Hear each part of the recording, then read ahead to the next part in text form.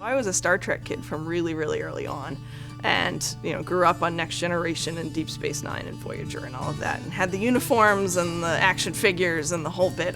Probably my folks have lost count of the number of years I was Geordi from Star Trek for Halloween. And then I was the reading, always had a book in my hands, and so I read every Apollo, Mercury, and Gemini book that the library had. I wanted to be an astronaut, of course, and so that wasn't going to happen with my really bad eyesight.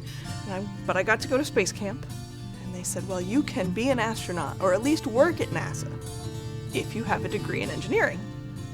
So I went home and told my folks, well, never mind. The teaching degree is out. I'm going to be an engineer. Let's completely restart the college search. I will never forget onboarding and standing there with my hand raised and saying, the pledge to protect the U.S. and the Constitution and all of that is, my first day as a civil servant. I have two roles that I serve at the moment. One is with working with our senior leadership team on governance, which is how we run our meetings, how we track what we say we're going to do and follow up and make sure that it actually happens and that what we do is documented well.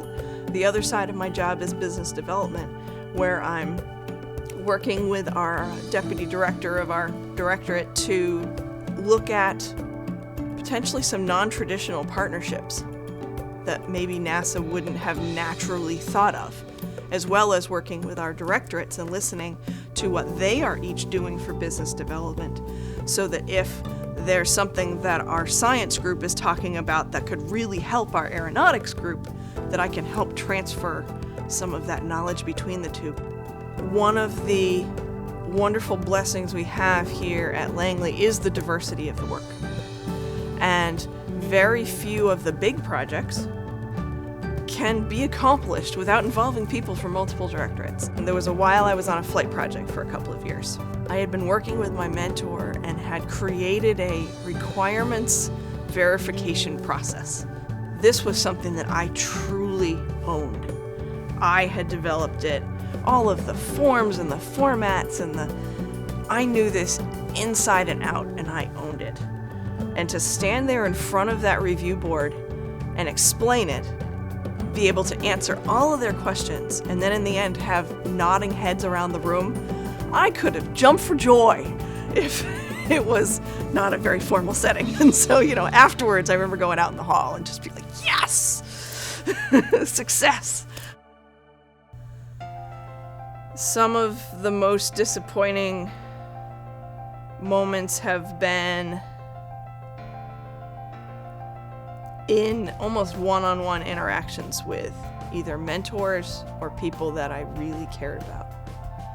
And to realize that what I had done or hadn't done had disappointed them. Some days you just have to get through today. It's hard to pick just one person that's had a huge influence. I'd say maybe rather than one singular person, it's bits and pieces from people. And I will remember, giving that extra help when something wasn't quite right. The one constant that I know is wherever I am, I want to be helping people. I want to be adding value. I am most proud of the students that I have worked with either directly as a mentor or even just been a branch mate and for some of them, and just see how successful they are and to have them still keep in touch.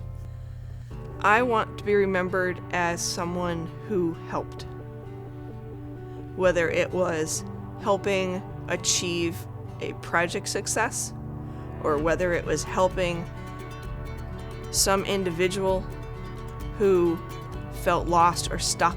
I want to be remembered as someone who cared about folks as more than just workers working on a project, because we spend a lot of hours with all these folks, and I know I am invested in their lives and they're invested in mine, because it all blurs together when we have to work on something.